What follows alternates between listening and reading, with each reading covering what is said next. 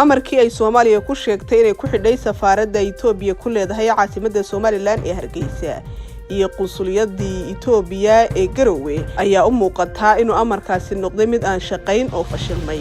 safaaradda Itoobiya ee magaalada Hargeysa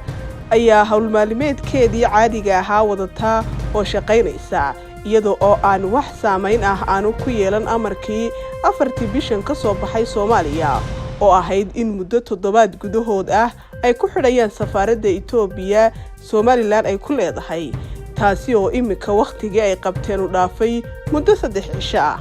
xukuumadda Somaliland ayaa hore u sheegtay in aanay waxba ka hirgeli doonin amarka Soomaaliya oo aanu ahayn mid shaqayn doona balse ku eekaan doona waraaqihii laga qoray iyo miiskii go'aanka lagu gaadhay oo aanu waxba ka bedeli doonin shaqada ay hayso safaaradda Itoobiya ay ku leedahay magaalada Hargeysa. dhinaca kale wararka laga helayo Garowe ayaa sheegaya in qunsuliyadda Itoobiya ee ku taala magaaladaasi ay wali shaqaynayso oo aanay saameyn ku yeelan amarkii Soomaaliya ay soo saartay. macmiil ku shuba 0.5 oo hel unlimited internet muddo 24 saacadood ah adigoo isticmaalaya xidhmada Keenan. haddaba haddii aad haysato dollar garaac xidig 885 afargees haddii aad haysatid cash ama lacagta shilinka Somaliland garaac xidig 225 afargees kadib dooro 0 oo xidhmada casriga ah ee Keenan. waxa kale oo prepaid-ka u bedelan kartaa internet adigoo isticmaalaya xidig 34 gees kadibna dooranaya number 1 Keenan.